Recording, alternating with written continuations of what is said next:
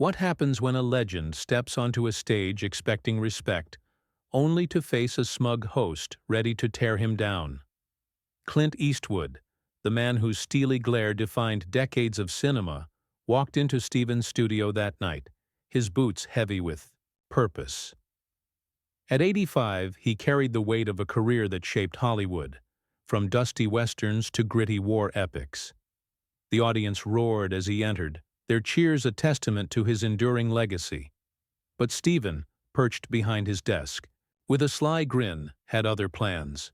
The late-night host, known for his sharp tongue, had been itching to provoke a titan, and Clint was his target. The air crackled with unease as the cameras rolled, capturing every second of a showdown no one saw coming. Clint settled into the guest chair, his weathered hands resting calmly on his knees.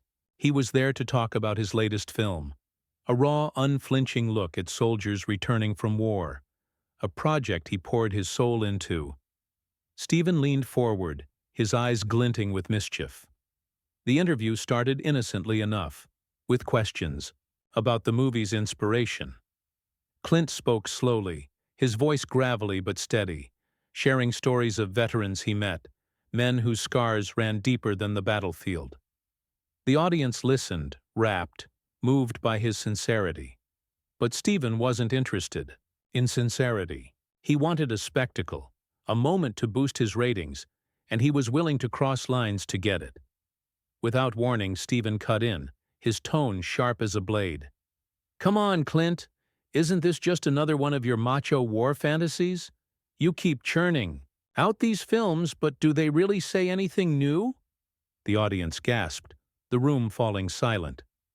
Clint's jaw tightened, his eyes narrowing to slits. He leaned forward, his voice low but firm. "You ever talk to a soldier, Steven? You ever look one in the eye and hear what he's been through?" The question hung in the air unanswered. Steven smirked, undeterred, and doubled down. "Maybe soldiers deserve better than being props in your movies. Maybe they're tired of you glorifying their pain." The crowd murmured, shocked at the audacity. Steven was baiting him, and Clint knew it. Clint's fingers gripped the armrests, his knuckles whitening. He wasn't a man who suffered fools, and Steven was proving to be the biggest fool of all. "You got no right to talk about what they want," Clint said, his voice rising, each word deliberate. "You sit here, cracking jokes, while men like them carry the weight of this country." Steven laughed, a cold, mocking sound that echoed through the studio. "Oh, spare me the patriotism, Clint. Your films are relics, just like you. Maybe it's time you stepped aside for fresh voices." The audience booed, but Steven didn't flinch. He leaned back, arms crossed, daring Clint to respond. The tension was suffocating, the room a powder keg waiting for a spark. Clint stood, his tall frame casting a shadow over the desk. The crowd hushed, sensing the storm about to break. "You think you can sit there and judge me?" he said, his voice booming, now raw with anger. "I've spent my life telling stories that matter, stories about people you'll never understand." Steven opened his mouth to retort, but Clint cut him off. "You want to talk about relics? Look at yourself, hiding behind that desk, throwing cheap shots to feel big." The audience erupted in cheers, their loyalty firmly with Clint. Steven's smirk faltered, but only for a moment. He stood too, matching Clint's height, his face flushed with defiance. "This is my show, Clint. You don't get to lecture me." The two men locked eyes, inches apart, the air between them electric with rage. The producer signaled frantically from off stage, but neither man cared. This was no longer an interview. It was a battle, and neither was backing down. The studio.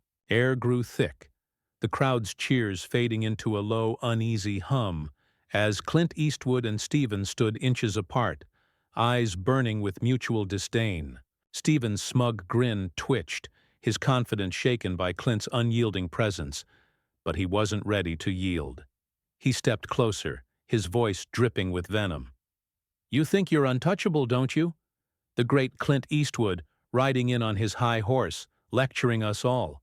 He jabbed a finger toward Clint's chest, stopping just short of contact.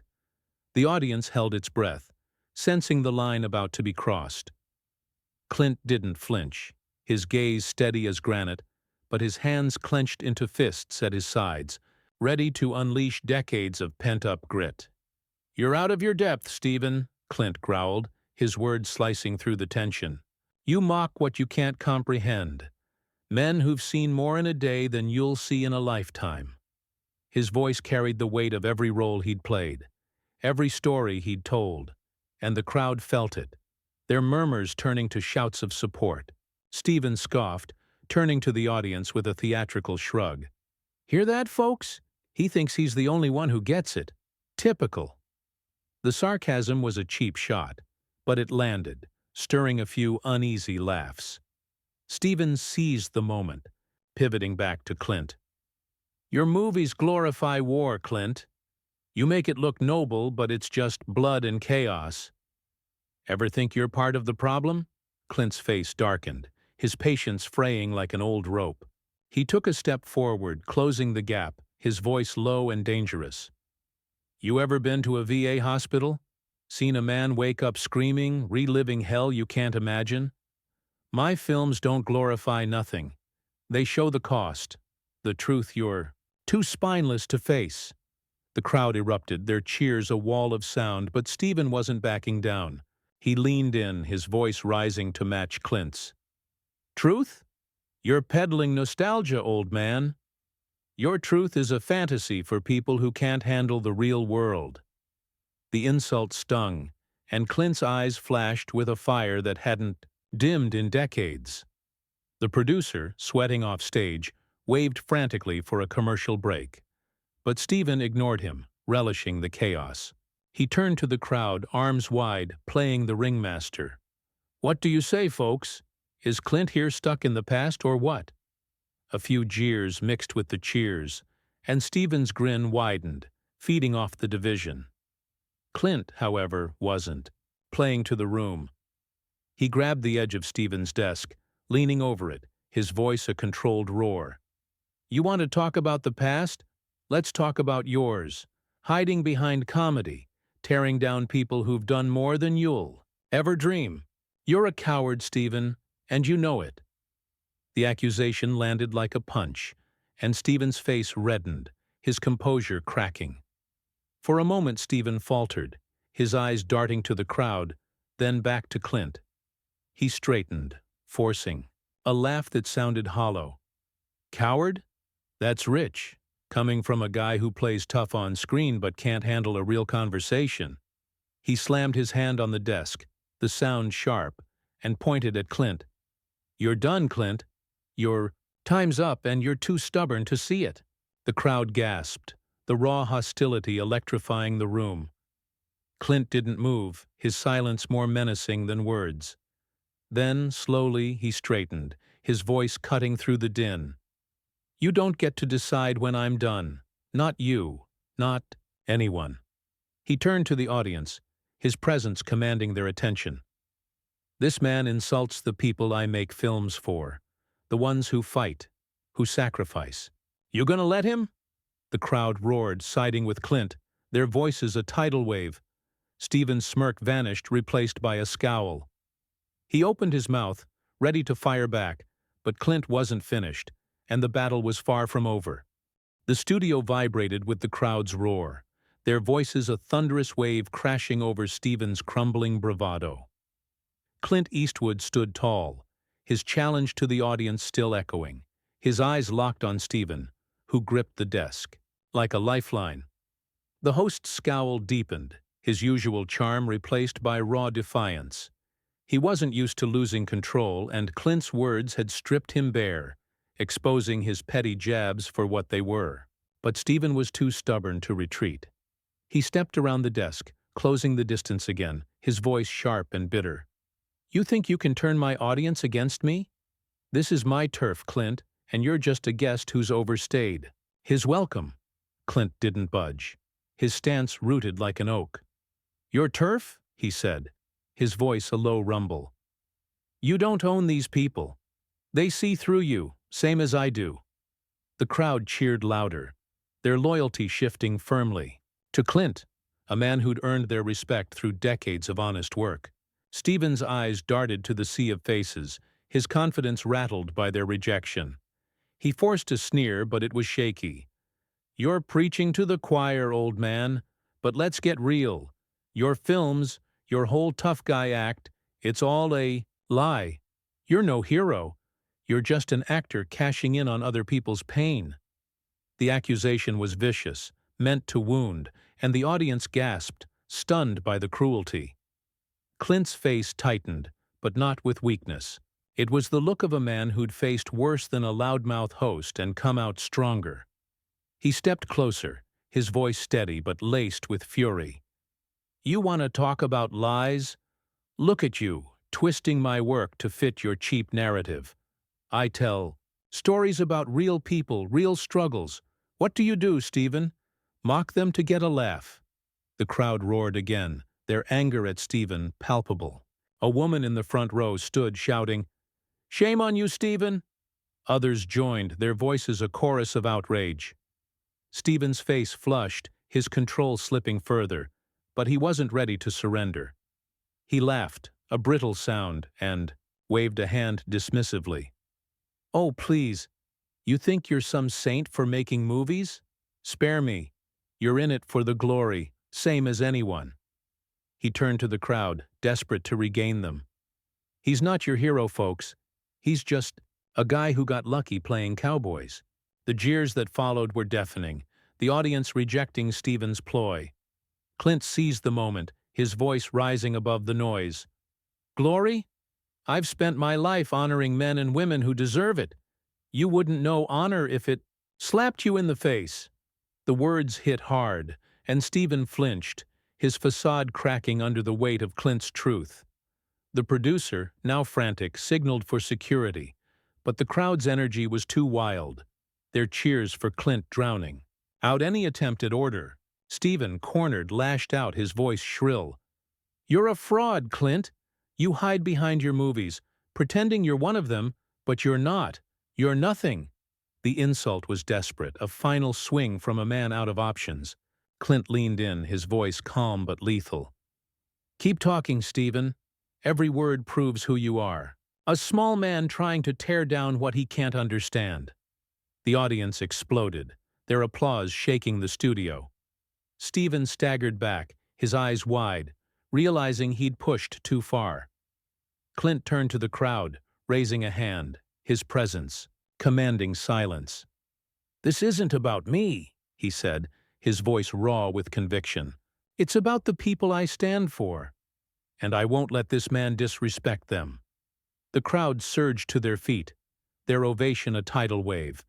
But Stephen, humiliated and furious, wasn't done. He straightened, his face twisted with rage, ready to strike back with everything he had left. The studio pulsed with raw energy. The crowd's ovation for Clint Eastwood a deafening roar that left Stephen cornered, his face a mask of fury. He stood rigid, his hands clenched, the sting of humiliation fueling his next move. The audience, now fully behind Clint, chanted his name, their voices a relentless tide. Stephen's eyes darted across the room, searching for an escape. But there was none. He'd built this trap himself, and Clint, unyielding, stood ready to finish what Stephen started. The host took a sharp breath, his voice cutting through the noise like a blade. "You think you've won them over? You're nothing but a tired myth, Clint, and I'm done indulging you." Clint's gaze didn't waver, his silence more powerful than any shout. He stepped forward, his boots heavy on the stage, each step a challenge.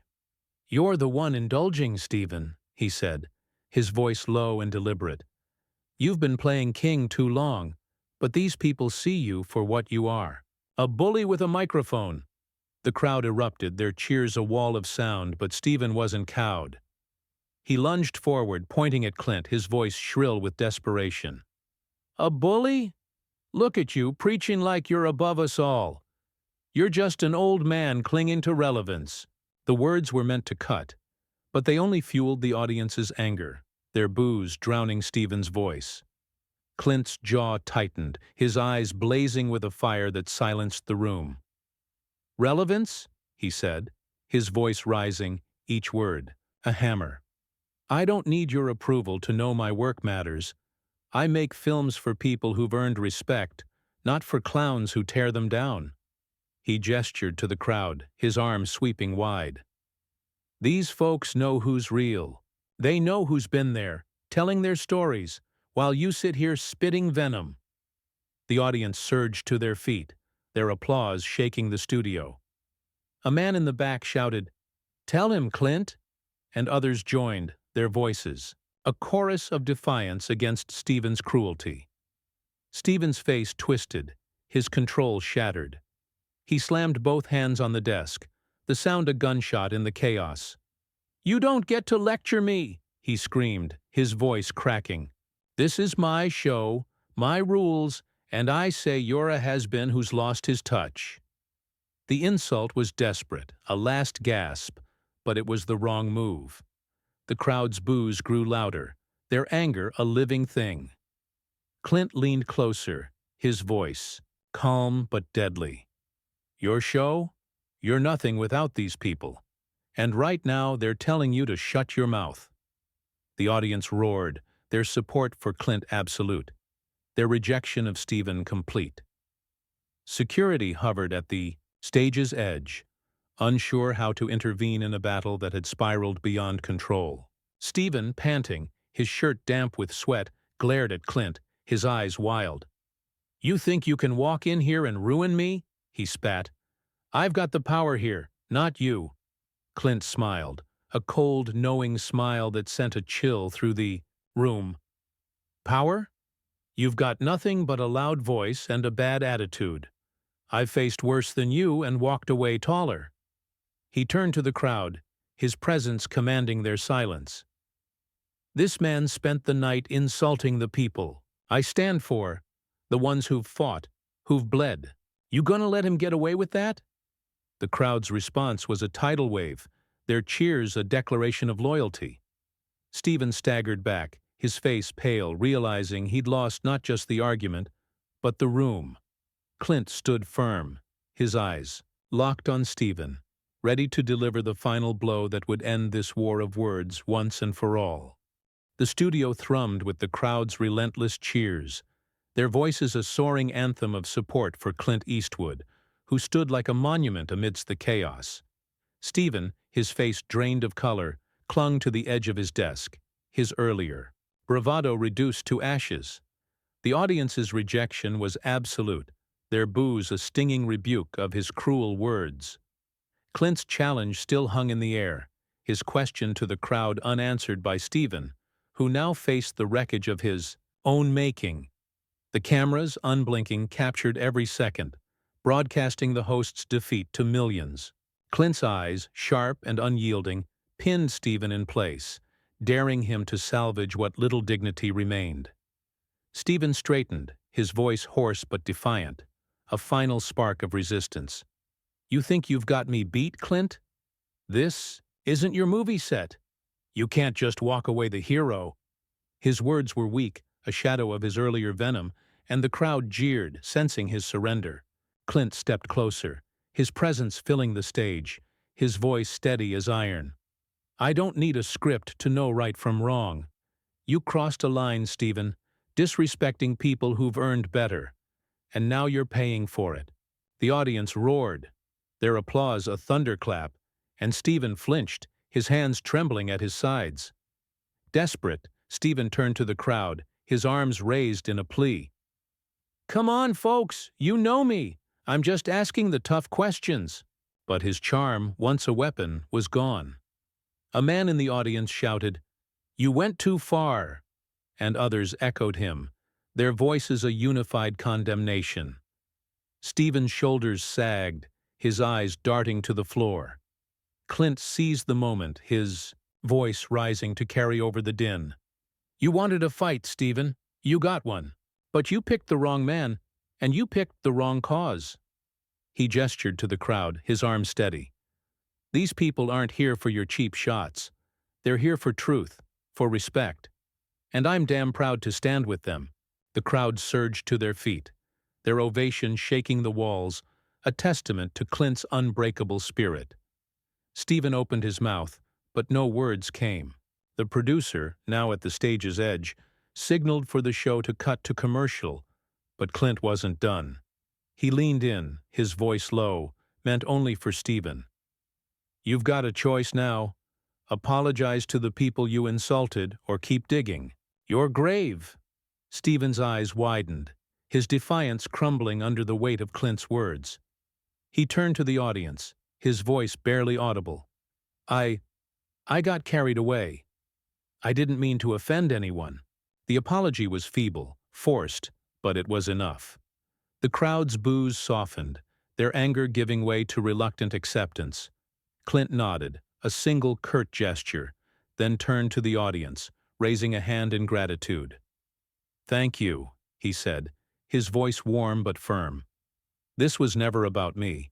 It's about the men and women who deserve our respect. Don't ever let anyone tell you different." The studio erupted in a final deafening cheer, the audience chanting Clint's name as he walked off the stage, his head high, his stride unbroken. Stephen sank into his chair, staring blankly as the cameras cut away, his career bruised by a battle he'd never recover from. Backstage, Clint paused, glancing at a photo of a veteran taped to his dressing room mirror, a reminder of why he fought. He'd come to talk about a film, but he'd left as a champion, not just for himself, but for every soul he'd honored in his work. The crowd's cheers followed him, a victory won not with fists, but with truth, and the world would remember. The night Clint Eastwood stood tall and brought a bully to his knees.